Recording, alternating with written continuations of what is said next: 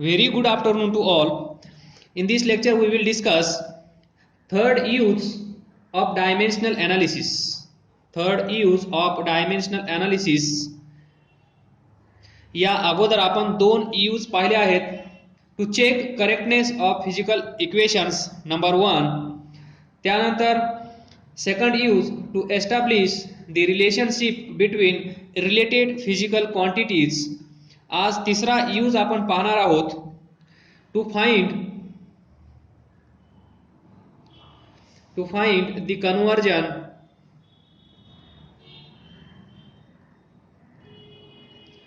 conversion factor between the units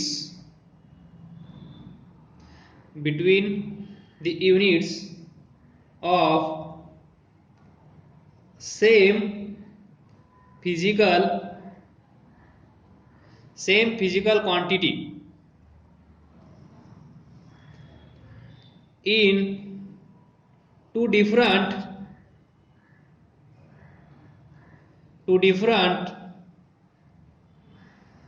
systems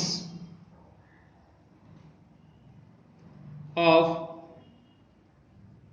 units. तर पहा, छोटासा क्वेश्चन आहे आज. To find conversion factor. Conversion factor म्हणजे तुम्हाला माहित असेल. कन्वर्जन फॅक्टर म्हणजे पहा, 1 metre is equal to 100 centimetre. म्हणजेच 1 metre is equal to 10⁻² centimetre. याला आपण काय म्हणतो? Conversion factor from metre to centimetre, where metre is SI unit of length, where centimeter is CGS unit of length. Metre हे पण लेंथचं unit आहे. Centimetre हे पण एक length that is a distance याचं युनिट आहे. तर पहा, between the units of same physical quantity, metre SI unit of length, centimeter CGS unit of length. हे पण लेंथचं युनिट आहे, हे पण लेंथचं युनिट आहे. म्हणजे लेंथ तर काय आहे? Units of same physical quantity. इथे फिजिकल क्वांटिटी कोणती आहे? Length is fundamental physical quantity. या लेंथचे भरपूर सारे युनिट्स असतील वेगवेगळ्या युनिट ऑफ सिस्टीम मध्ये. इथे SI युनिट सिस्टीम इंटरनॅशनल किंवा इंटरनॅशनल सिस्टीम ऑफ युनिट्स, तिथे आपण मीटर असं म्हणतो. CGS C म्हणजे सेंटीमीटर, G म्हणजे ग्राम, S म्हणजे सेकंड. तर CGS युनिट कोणता आहे? सेंटीमीटर. कुणाचं? लेंथचं. तर of same physical quantity in two different systems of units. आलं लक्षात? क्वेश्चन पहा काय आहे. आपल्याला कन्वर्जन फॅक्टर फाइंड करायचा आहे. कन्वर्जन फॅक्टर म्हणजे हा 10⁻². हा येतो कुठून? 1 मीटर म्हणजेच 100 सेंटीमीटर. 1 मीटर म्हणजेच 100 सेंटीमीटर हे तुम्हाला माहित आहे. पण हे 100 कुठून येतं? तर हे युजेस ऑफ डायमेन्शनल अनालिसिस किंवा डायमेन्शनल अनालिसिस करून आपण हा कन्वर्जन फॅक्टर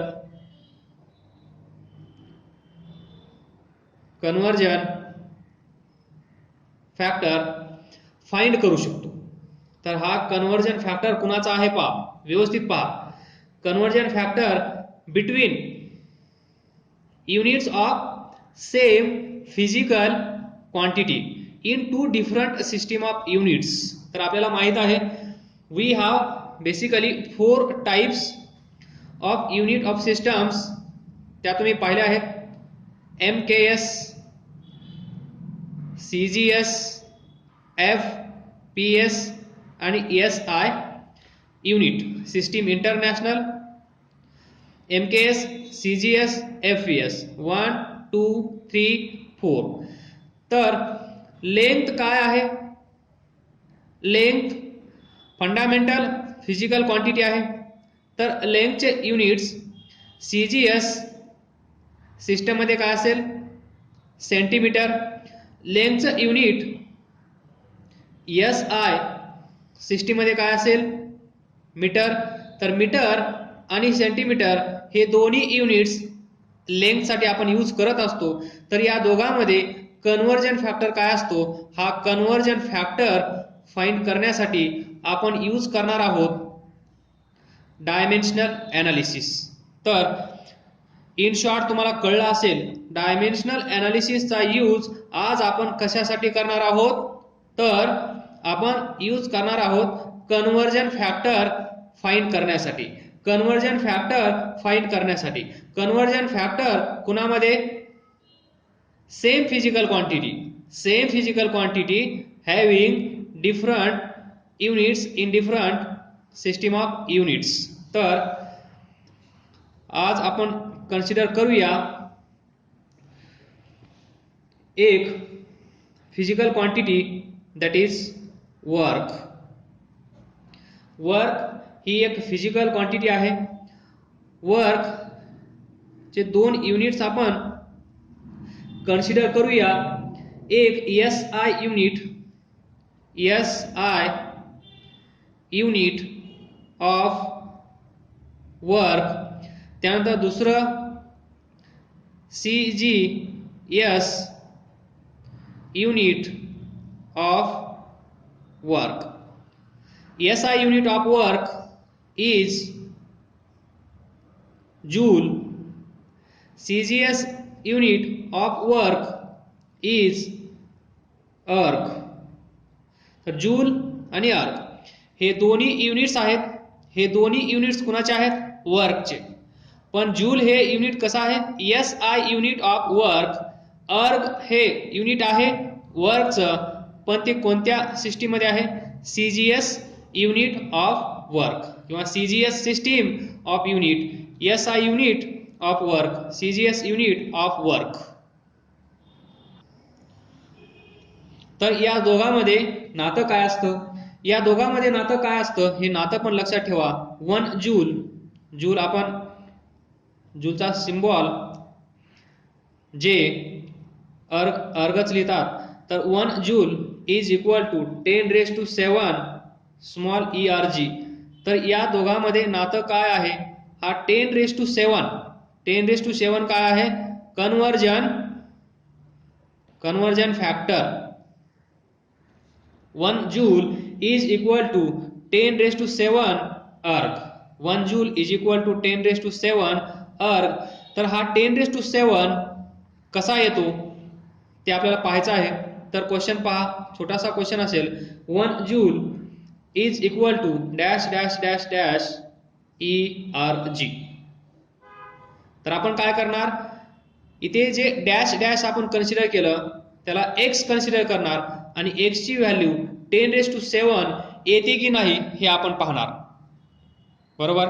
10⁻⁷ ही व्हॅल्यू येते की नाही हे आपण पाहणार. तर पहा, I am going to repeat. In short, work ही एक फिजिकल क्वांटिटी आहे. Physical quantity. या फिजिकल क्वांटिटीचे दोन युनिट्स आपण कन्सिडर करणार वेगवेगळ्या सिस्टीम ऑफ युनिट मध्ये. Unit system SI unit and CGS unit. SI unit of work is joule. CGS unit of work is erg. तर जूल आणि अर्ग या दोघांमध्ये काय नातं असतं हे आपण फाइंड करण्याचा प्रयत्न करत आहोत. ते आपल्याला माहित आहे. 1 joule is equal to 10⁻⁷ erg. तर इथे 10⁻⁷ हा आहे कन्वर्जन फॅक्टर आणि हा 10⁻⁷. आता याच्या उलट जाणार आपण. 1 joule is equal to x erg. 1 joule is equal to x arc where x is 10⁷ or conversion factor. तर आपण फाइंड करण्याचा प्रयत्न करू. तर पहा, सर्वात अगोदर तुम्ही काय कन्सिडर करणार, 1 joule is equal to x erg. तर या x ची value x is equal to question mark आहे, जो आपल्याला माहित आहे 10⁷ येतो की नाही हे आपण पाहूया. तर 1 जूल, आता आपल्याला डायमेन्शन्स पाहिजेत कारण आपण डायमेन्शनल एनालिसिस करत आहोत. तर dimensions of joule, that is dimensional formula for work. Joule हे युनिट कुणाचं आहे, जूल हे युनिट वर्कचं आहे. सो वर्क डायमेन्शनल फॉर्म्युला कुणाचा, वर्कचा. तर वर्कचं एक युनिट आपल्याला माहित आहे जूल. जूलला आपण असं लिहू शकतो न्यूटन मीटर. न्यूटन म्हणजे काय असतो, F is equal to MA. F is equal to MA where M is mass and unit of mass is kg. A is acceleration. Accelerationचं unit metre per second square. तर इथे लक्षात ठेवा kg metre per second square, kg metre per second square, यालाच आपण लिहित असतो Newton. म्हणजे हा जो न्यूटन आहे, जूलला आपण न्यूटन मीटर असं लिहितो, जूलला आपण न्यूटन मीटर असं लिहितो. तर न्यूटन म्हणजे काय, न्यूटन हे युनिट कुणाचं आहे, फोर्स. आणि फोर्स इज इक्वल टू आपल्याला माहित आहे मास times acceleration. Unit of mass is kg, unit of A that is acceleration is meter per second square. So kg as it is, meter per second square as it is, याला आपण असं लिहिलं kg metre per second square, यालाच आपण असं लिहितो 1 Newton. तर लक्षात ठेवा 1 newton is equal to 1 kg metre per second square. तर इथे पहा, मग याचे डायमेन्शन्स काय असतील न्यूटनचे, दॅट इज फोर्सचे डायमेन्शन काय असतील, dimensions of force, dimensions of force कसे फाइंड करणार, F that is MA, dimensions of M, dimensions of A. याचे डायमेन्शन्स लिहित असताना स्क्वेअर ब्रॅकेट मध्ये लिहायचं LMT. ॲक्सलरेशनचे डायमेन्शन्स लिहित असताना स्क्वेअर ब्रॅकेट मध्ये लिहायचं LMT. तर M म्हणजे काय ते पहा, स्मॉल m आहे. मास, इथे L आहे का, मास ही एक स्वतः फंडामेंटल फिजिकल क्वांटिटी आहे, ती कुणावरही डिपेंड राहत नाही. म्हणून इथे L 0 असेल, M 1 असेल, T 0 असेल. त्यानंतर या साईडला ॲक्सलरेशन, ॲक्सलरेशनचं युनिट काय आहे, metre per second square. Metre म्हणजे SI युनिट ऑफ लेंथ, तर L1. त्यानंतर second square, second is unit of time. डिनॉमिनेटरला आहे, वर जाईल -2 होईल, याच्यामध्ये मास नाहीये 0. तर L0 M1 T0. तर या दोघांना मर्ज केल्यानंतर काय भेटेल आपल्याला, LMT. L इथे 0 आहे, इथे 1 आहे, L1. M इथे 1 आहे, इथे 0 आहे 1. T इथे 0 आहे, इथे -2 आहे -2. तर आपल्याला कुणाचे डायमेन्शन्स भेटले, dimensions of force, dimensions of force. तर इथे पहा, डायमेन्शन्स ऑफ फोर्सचे फाइंड करत असताना आपल्याला एकतर फोर्सचा फॉर्म्युला माहित असणं गरजेचं आहे, जो आपल्याला माहित आहे MA, किंवा युनिट ऑफ फोर्स माहित असणं गरजेचं आहे, ते असतं न्यूटन. तर याच्यावरून आपण डायमेन्शन्स फाइंड केले L1 M1 T-2. त्यानंतर इथे पहा जूल, याचे डायमेन्शन्स आपण फाइंड केले N चे. मीटर, मीटर हे युनिट कुणाचं आहे, लेंथ. तर याचे डायमेन्शन्स काय असतील, dimensions of length, that is length is fundamental physical quantity, फक्त असेल L1. तर डायमेन्शन्स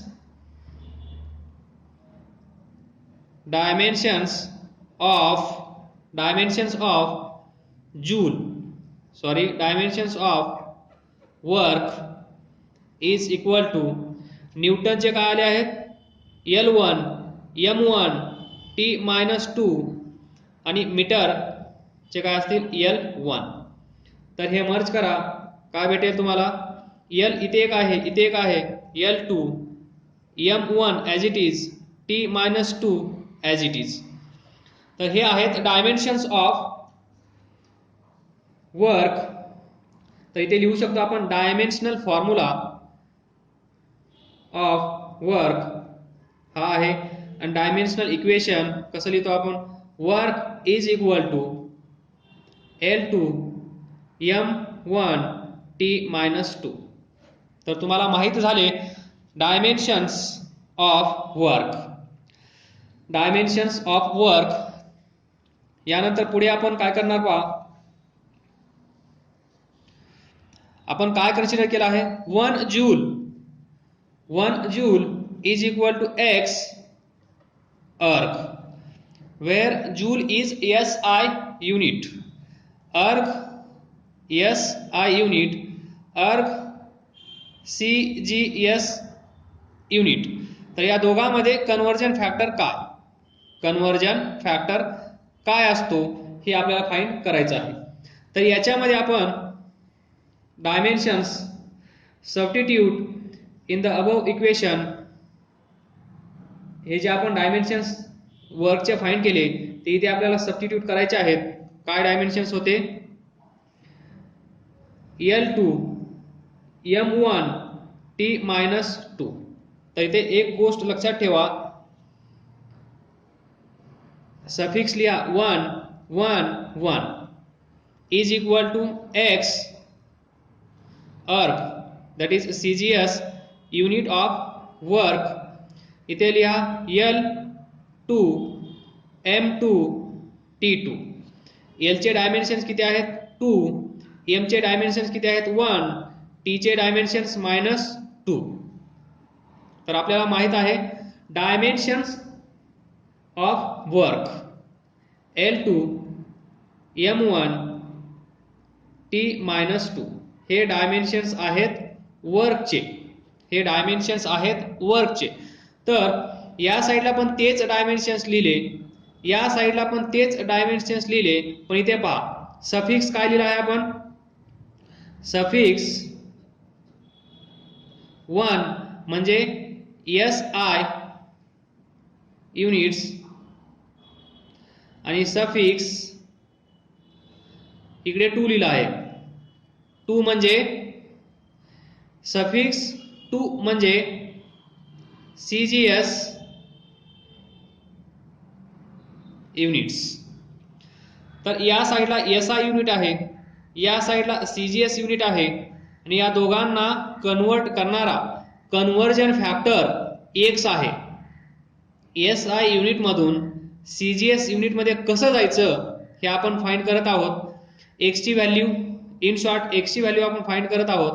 तर इथे पहा, इथे 1 दॅट इज सफिक्स 1 म्हणजे SI unit, L2 M2 T2 that is suffix 2 that is CGS units. तर x इज इक्वल टू काय येईल, x इज इक्वल टू पहा, x is equal to L1 2 M1 1 T1 -2 हा पूर्ण स्क्वेअर ब्रॅकेट या साईडला येईल, त्यावेळेस काय होईल, डिवाइड करेल. So L2 2 M2 1 T2 -2.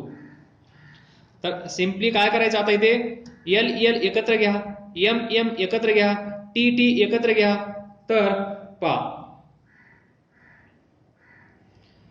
L1 square L2 square, त्यानंतर m1 अपॉन m2 1 1. इथे पहा t1 -2 t2 -2.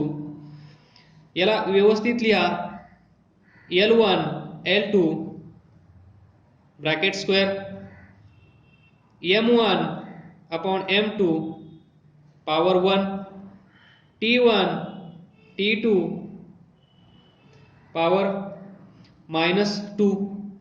तर इथे पहा आपल्याला माहित आहे L1 म्हणजे काय, 1 म्हणजे काय, इथे पहा 1 म्हणजे काय SI युनिट, 2 म्हणजे काय CGS युनिट. तर L1 म्हणजे L1 काय असेल SI, L2 CGS, इथे M1 SI M2 CGS. टाइमचं युनिट सेकंद असतं, इथे पण सेकंद हे कॅन्सल होईल, याची चिंता करण्याची गरज आपल्याला नाहीये. मग आपल्याकडे राहिले L1 अपॉन L2 त्याची पॉवर 2, M1 अपॉन M2 त्याची पॉवर 1. तर इथे पहा L1, तर पहा x is equal to L1 काय आहे, L म्हणजे लेंथचं युनिट काय असतं 1. व्यवस्थित लक्षात घ्या 1 म्हणजे SI, तर वर SI युनिट ऑफ लेंथ काय असेल मीटर. खाली L2 काय आहे लेंथ, पण 2 म्हणजे CGS, तर लेंथचं CGS युनिट काय असेल सेंटीमीटर, याचा स्क्वेअर. त्यानंतर M1 म्हणजे मास सफिक्स 1 म्हणजे SI युनिट, मासचं SI युनिट काय असेल kg. M2 M म्हणजे मास, 2 म्हणजे CGS युनिट. पहा M म्हणजे मास 2 म्हणजे CGS युनिट, तर मासचं CGS युनिट काय असेल ग्राम, पॉवर 1 हे कॅन्सल झालं. याचं second divided by second cancel. मग तुम्हाला इथे माहिती आहे 1 metre is equal to 100 centimetre. इथे हे माहित आहे 1 kg is equal to 1000 gram. तर या व्हॅल्यू इथे पुट करा, मग तुम्हाला भेटेल x is equal to metre म्हणजेच 100 सेंटीमीटर पहिल्या ब्रॅकेटमध्ये 100 centimetre divided by centimetre square.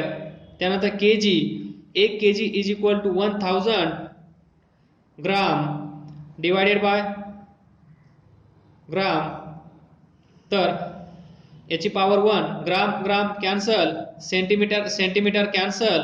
तर इथे काय असेल 10⁻²² इंटू याला कसं लिहू शकतो आपण 10⁻³ पॉवर 1. तर 10⁻² काय असेल 10⁻⁴, 10⁻³ यांना कंबाईन करा काय भेटेल 10⁻⁷. So x is equal to 10⁻⁷. जे आपण सुरुवातीला लिहिलं होतं 1 joule is equal to 10⁻⁷ erg. तर 1 joule is equal to dash dash dash erg आपण असं कन्सिडर केलं. मग ही व्हॅल्यू आपण x कन्सिडर केली, तर x च्या जागेवर काय आलं 10⁻⁷. याचा अर्थ 1 जूल इज इक्वल टू 10⁻⁷. हे आपण फाइंड करू शकलो बाय युजिंग डायमेन्शनल एनालिसिस. तर मी रिपीट करेल एकदा. So 10⁻⁷ is conversion factor for unit of work joule to erg. तर इथे लिहावं लागेल तुम्हाला 10⁻⁷.